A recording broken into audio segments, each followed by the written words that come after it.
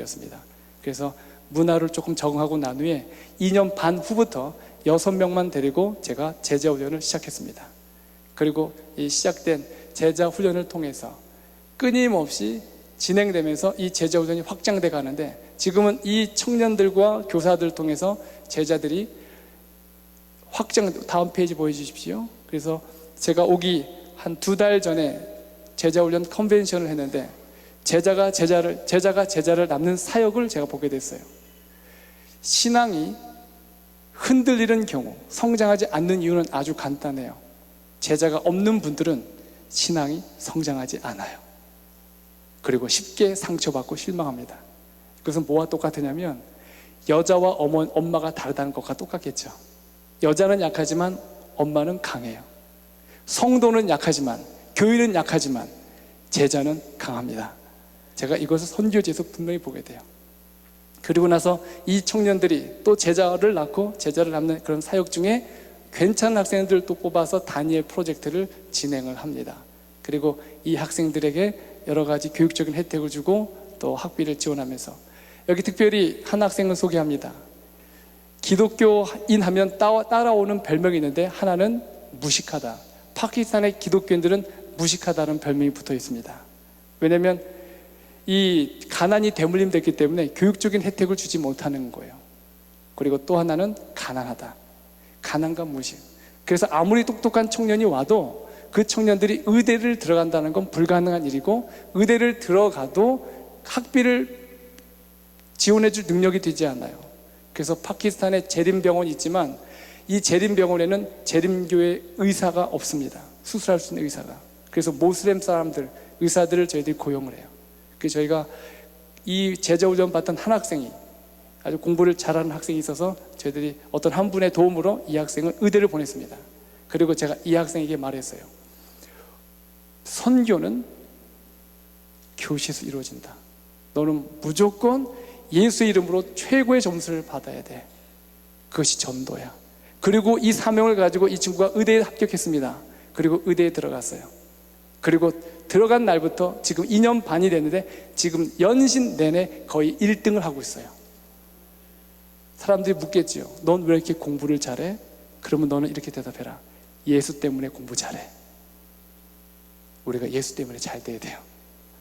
모든 하는 일, 사람들에게 관계, 말. 저는 이런 학생들 보면서 참 마음에 뿌듯함을 느낍니다. 저희가 이번에 그 중에 2학생을 또 선발해서 삼육대학에, 하나는 언어과정, 그리고 상담과, 그리고 신학과 공부를 하기 위해서 이번에 한국에 있는 삼육대학에 파송하게 됩니다. 그래서 이 학생들이 공부를 마치고 돌아오면 파키스탄에 또 사업을 이끌어가는 지도자로 성장이 될 수 있을 것입니다. 그리고 저희들이 파키스탄 사역에서 관심 있는 것 중에 하나는 바로 방송 선교입니다.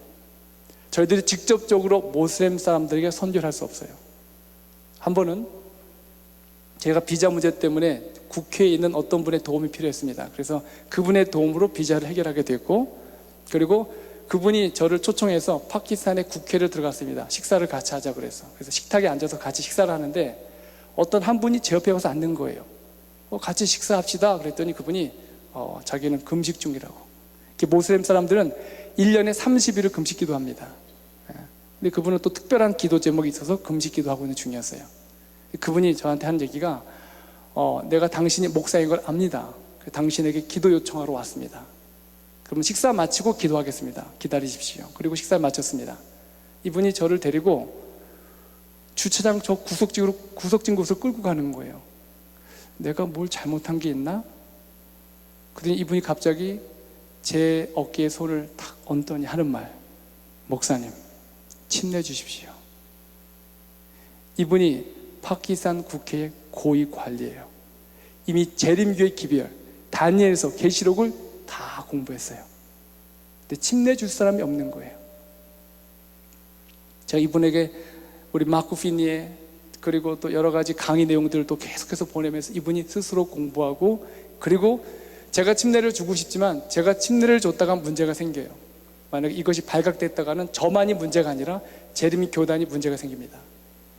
그래서 저는 끊임없이 기도를 하고 있었는데 오기 석 달 전에 제가 다시 국회를 방문하게 됐어요. 이분이 초청해서 가서 만나게 됐는데 얼마나 저를 반갑게 맞이하는지 그 국회에 들어가는 입구 정문부터 저를 기다리고 있는 거예요. 그리고 와서 저를 맞이해서 사무실로 데려가더니 사무실에 들어가니까 한 20여 명의 직원들이 있어요. 그리고 자기 사무실로 또 들어가고 사무실 안에 또 자그마한 방이 있어요. 그리고 문을 걸어 잠그고 그리고 나서 봉투에서 책을 꺼내고 그 책 안에 종이 한 장을 저한테 펼쳐 보여주는 거예요. 목사님, 보십시오. 침례 증서예요. 유럽에 몰래 넘어가서 침례를 받고 들어온 거예요. 제가 그 사람을 바락 안고 얼마나 진짜 감사의 눈물을 흘렸는지 몰라요. 목사님, 지금 저처럼 이렇게 진리를 찾고 있는 사람이 20명이 더 있습니다. 이분이 직접 그 그룹을 모아서 성경을 가르치고 있는 거예요. 아무도 몰라요. 침례를 받고 개종해도 자기 신분을 속여야 돼요. 이런 모습으로 신앙을 하고 있기 때문에 이들에게 우리가 복음을 접근하기에 가장 좋은 방법은 바로 방송 선교예요. 그래서 저희들이 기별을 녹화를 해서 그리고 이 내용을 저희들이 유튜브에 올려서 그리고 관심 있는 분들에게 유튜브를 소개해주는 이런 역할들을 하기 위해서 차근차근 진행하고 있습니다. 파키스탄에 들어가 보니까 번역되어 있는 예언의 신이 너무나 없어요. 그러니까 파키스탄 재림교인들의 신앙이 너무 낮은 거예요. 그래서 도착해서 저희들이 시작한 것이 바로 시대의 소망을 다시 완번한, 이게 번역하는 일이었습니다. 그래서 번역을 해서 지금 출판을 준비를 다 했고, 그리고 지금 한국에서 지금 배로 수송해 갈 준비를 하고 있습니다. 그리고 정로의 계단도 다시 이제 번역을 완료했고요. 그리고 너무 안타까운 건 학교에 갔더니 도서관에 이 종교 서적이 별로 없어요. 지금 제가 가기 4년 전까지만 해도 학생들이 27개의 교리책을 복사해서 공부하고 있더라고요. 그래서 제가 28개 교리를 다시 이제 우르두어로 이제 번역하는 일을 이제 마쳤고 이제 출판을 준비하고 있고, 또 기록되었을 때 성경 연구 시리즈와 그리고 제자훈련 교재를 이제 번역해서 출판을 준비하고 있습니다. 그리고 그 외에 예언의 신들을 번역하고 있는데, 제가 늘 느끼는 건 예언의 신이 얼마나 많이 번역되어 있느냐가 바로 재림교회 신앙의 기준을 좌지우지하더라고요. 여러분, 예언의 신 정말 열심히 읽으십시오. 이곳에 있는 분들은 이런 기별을 듣고 싶고 읽고 싶어도 번역된 책이 없어서 못 봐요. 이런 번역 사업을 진행하고 이것만큼 또 중요한 제자 훈련이 없기 때문에 그들의 언어로, 그들의 영혼의 언어로 번역하는 일을 저희들이 진행하고 있는 것입니다. 파키스탄에 도착을 했더니 큰 문제는 신학과를 졸업했는데도 불구하고 채용이 되지 않는 거예요. 다음 장 보여주십시오. 그래서 10년, 12년이 된데도 목회자가 채용이 되지 않으니까 신학생들이 결국은 살아남기 위해서 개신교에 가서 일을 하는 거예요. 이런 일이 비일비재해요. 그래서 이번에 파키스탄 연합회로 오신 우리 임현준 목사님과 더불어서 팜 프로젝트를 진행하게 되었습니다. 그래서 채용되지 못한 목회자들을 불러다가 다시 재훈련해서 개척교회로 파송하는 겁니다. 그리고 개척된 그 개척지로 파송한 후에 그곳에 교회를 개척하는 여러 일들을 지원해주는 사업을 진행하고 있습니다. 그리고 목회자들 위한 이런 선교 개척 프로젝트와 더불어서 청년들을 위해서는 1000명 선교사 훈련을 이제 올해부터 시작하게 되었습니다. 저희들이 목회자를 개척지로 파송하고 나면 교회 개척이 쉽지 않습니다. 상당히 위험하고 또 어떤 지원 체계가 제대로 되어 있지 않기 때문에 혼자 외롭게 사역하는 것이 쉽지 않기 때문에 이렇게 1000명 선교사 훈련에서 훈련받은 청년들을 2명을 또 함께 파송합니다. 그러면 목회자와 청년들이 함께 더불어서 교회 사역을 개척하고 있는 겁니다. 대표적인 한 선교지를 소개하면 그것은 바로 카나왈이라는 곳입니다. 카나왈은 1997년 모슬렘 폭도들에 의해서 12교회가 불탔고, 그리고 800가정이 불탔습니다. 그리고 2000여 권의 성경책이 폭도들에 의해서 불태워졌어요. 아주 굉장히 큰 사건이었습니다. 이곳에 저희들이 목회자를 파송했고, 그리고 2명의 선교사들을 함께 보냈습니다. 지금 목회자가 머물고 있는 집에서 약 한 40여 명의 성도들이 새롭게 모여서 예배를 시작하고 있는 모습입니다. 이런 식으로 저희들이 이제 교회 사역을 개척을 팜 목회자들과 더불어 우리의 컴파스 선교사들과 더불어 이 일을 진행하고 있습니다. 이 일을 위해서 여러분 기도를 많이 해주십시오. 최근에 저희들이 고지라라는 지역을 방문했습니다. 어떤 분의 연락을 받고 제가 급하게 이곳을 방문했습니다. 이곳은 모슬렘도 있지만 또 한 지역에는 천주교인들이 모이는 곳이에요. 그런데 이곳에 알마스라는 사람이 있는데 이 사람이 천주교회 목사님 아들입니다. 이 천주교회 목사님은 20교회의 천주교회를 돌보고 있는 아주 수장 목사님이셨어요. 그런데 그 아들이 성경 공부를 하면서 스스로 공부하다 느낀 게 우상을 숭배하는 것은 성경에 위배된다는 사실을 깨닫게 된 거예요. 그래서 자기가 믿음이 약한가 싶어가지고 돈을 모아서 로마 바티칸을 방문해서 교황을 한번 얼굴 보고 싶어가지고 이제 로마까지 갔습니다. 가서 보니까 바티칸에 있는 모든 건물 양식들이 다 우상 숭배인 거예요. 그리고 난 후에 돌아와서 집에 있는 마리아 신상을 망치로 다 때려 부셨어요. 그리고 더 이상 천주교 신앙을 하지 않겠다라고 선언하고 난 후에 혼자 집에서 예배를 드리던 중에 온라인을 통해서 오스트리아에 있는 한 평신도 장로에 의해서 채팅을 하게 됐어요. 안식일이 토요일이냐 일요일이냐. 결국 이분이 안식일이 토요일이라는 사실을 깨닫고 난 후에 재림신앙을 받아들이게 된 거예요. 그리고 3년 전에 재림신앙을 받아들이고 난 후에 자기 집 옥상에다가 바로 이 성경연구센터를 만들었습니다. 약 한 30여 명의 청년들, 장년들이 모여서 이분이 재림교회 기별을 전하는데 이분은 침례도 받지 않았어요. 그리고 재림교회 가본 적도 없어요.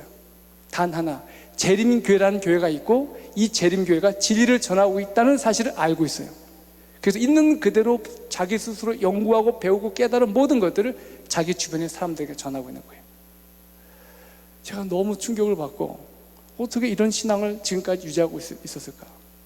물론 주변 사람들의 핍박도 있었고 그리고 배척도 있었습니다.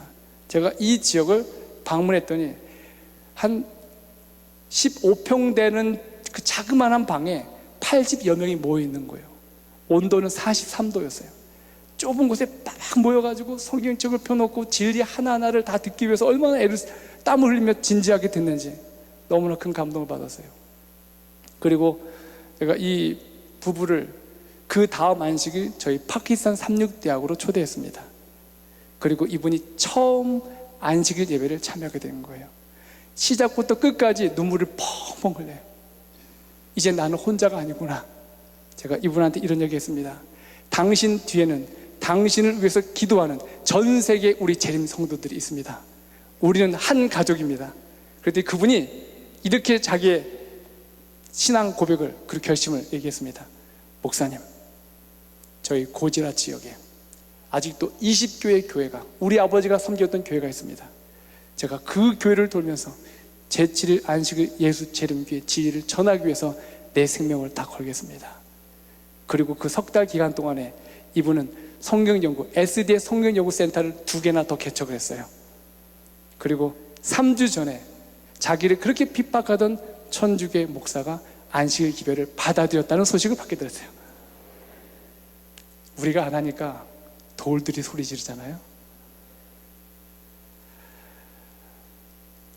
저희는 이제 복음 선교, 제자를 삼는 선교와 그리고 교육 선교, 나아가서 이제 의료 선교를 이제 준비하고 있습니다. 이제 간호학과 건축을 위해서 준비하고 있고, 이렇게 훈련된 청년들을 저희들이 의료 선교로 잘 무장시켜서, 모슬렘 선교하기 위해서는 의료 선교만큼 중요한 게 없습니다. 거의 대부분의 모슬렘 사람들이 당뇨와 그리고 혈액 질환이 있어요. 그런데 우리가 알고 있는 이 건강 기별을 조금만 그들에게 적용만 시켜줘도 놀라운 변화가 있을 수 있거든요. 그래서 저희들은 올해부터 저희들이 기도하면서 추진하고 있는 것이 바로 간호학과입니다. 그래서 여러분들이 혹시 은퇴하고 간호학을 공부하시거나 하신 분들 중에 봉사 있는 분이 있으면 언제든지 오십시오. 저희들이 또 환영합니다. 그리고 이 간호학과 의료 선교를 통해서 저희들이 더 많은 복음의 역사가 이루어지길 간절히 바랍니다. 그리고 저희들이 오후에는 또 여러분과 함께 더불어서 기적이 상식이 되는 그런 삶이 여러분의 가정과 교회에서 어떻게 이루어질 수 있는지 함께 나누는 시간을 갖고자 합니다. 여러분, 선교지의 소식과 또 이런 일들을 들어주셔서 감사하고, 그리고 늘 선교지를 위해서 기도해 주시는 여러분이 있기 때문에 저희 선교사들이 힘과 용기를 얻고 봉사하고 있습니다. 기도요, 이 기도만큼 중요한 일이 없는 것 같아요. 늘 기도해 주신 여러분들 감사드리며 짧은 선교지 보고를 마치겠습니다. 감사합니다. 기도하겠습니다. 하나님, 우리는 하나님의 구경꾼이 된 것을 인하여 하나님을 찬양합니다. 하나님이 계획하신 일, 그리고 하나님이 하실 일, 그 짜여진 각본 위에 우리가 참여할 수 있는 특권을 주셨사오니 아버지, 초대교회에 있었던 놀라운 성령의 역사가 재림전에 있을 늦은빛 성령을 통하여 우리 안에 다시 한번 똑같은 사역이, 똑같은 일들이 이루어질 수 있도록 우리를 축복해 주시옵소서. 우리 교회가 살아있는 선교제가 되게 도와주시고, 우리의 가정이 살아있는 선교제가 될 뿐만 아니라 우리의 직장이 하나님의 선교제가 될 수 있도록 우리를 다시 한번 소명을 불러 주시옵소서. 예수님의 이름으로 간절히 기도드리옵나이다.